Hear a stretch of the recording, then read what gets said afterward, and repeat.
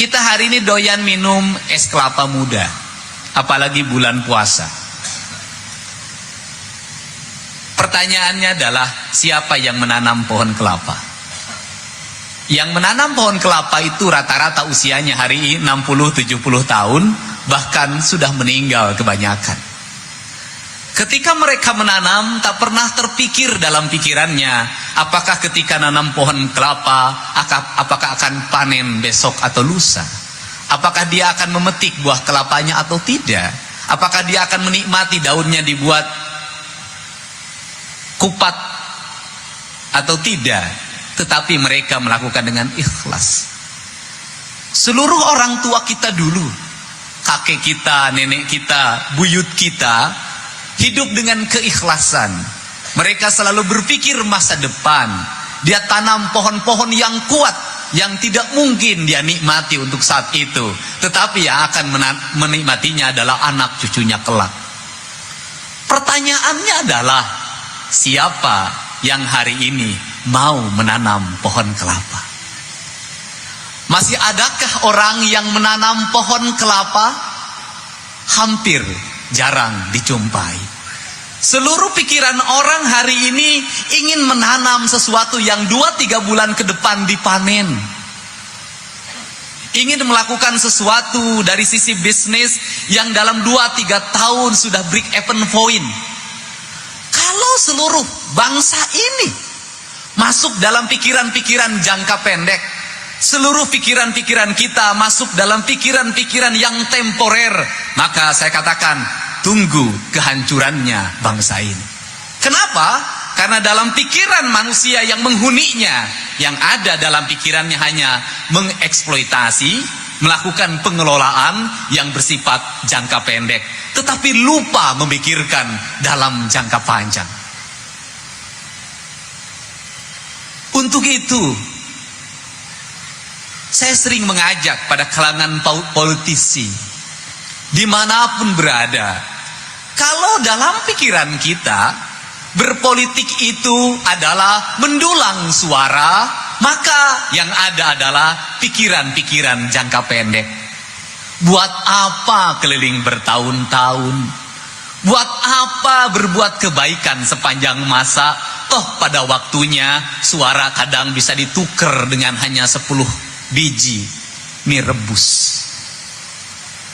Tetapi kalau semua politisi berpikiran seperti itu, maka seluruh kebijakan-kebijakan politiknya akan jangka pendek.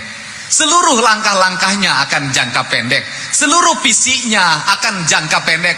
Kalau seperti itu, maka politiknya bukan politik ideologi dengan visi yang kuat, tetapi politiknya adalah politik prostitutif yang bisa diatur oleh maklar yang bernama Germo. Politik Germo adalah politik jangka pendek. Politik Germo adalah politik prostitutif. Menurut saya itu haram dalam kaidah-kaidah Islam. Kenapa? Memilih karena pikiran-pikiran jangka pendek, dinikmati hanya kepentingan jangka pendek. Setelah itu putuslah hubungan antara yang memilih dan yang dipilihnya. Dan ketika yang dipilihnya suatu saat berkunjung, mereka pun memalingkan muka. Begitu pula yang ketika yang memilihnya berkunjung, yang punya rumahnya pun mengunci pintunya rapat-rapat. Kau tak usah menagih lagi janji padaku, karena seluruh kewajibanku sudah tunai waktu itu dengan amplop 30 ribuan ketika kau memilih.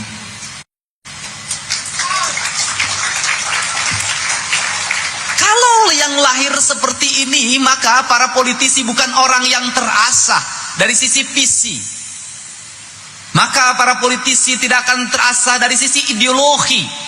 Maka dia akan terasah oleh kepentingan jangka pendek. Maka ketika jadi pemimpin, maka dia akan melakukan transaksi untuk kepentingan jangka pendek. Keterpilihannya, kelangsungan kekuasaannya, tanpa pernah memikirkan berapa lagi umur panjang daerah yang dipimpinnya. Untuk itulah para politisi hadir. Untuk apa? Sebagai mata air pencerah. Maka saya selalu berulang-ulang menyatakan Ramadan adalah bulan cahaya. Karena bulan cahaya ini harus melakukan kesadaran kolektif pada kita untuk membangun cahaya itu. Dari mana cahaya itu? Dari perut kita yang kosong, dari pikiran kita yang kita kosongkan. Kalau Ramadan yang kita kejar adalah keutuhan cahaya, sumber cahaya, maka yang jangka pendek itu akan hilang, pikiran-pikiran kotor itu akan hilang, maka puasa-puasa jangka pendek itu akan hilang. Apa itu puasa jangka pendek? Puasa yang memperbincangkan sahur makannya apa, puasa yang memperbincangkan buka makannya apa. Maka yang kita dapat bukan cahaya yang masuk dalam hati kita, yang kita dapatkan lewat itikaf dalam setiap waktu, tetapi yang kita dapatkan hanya rasa manis, rasa asin, rasa kenyang, rasa ngantuk, dan naiknya gula darah serta tekanan darah tinggi yang meningkat. Itu kita tidak dapat apa-apa.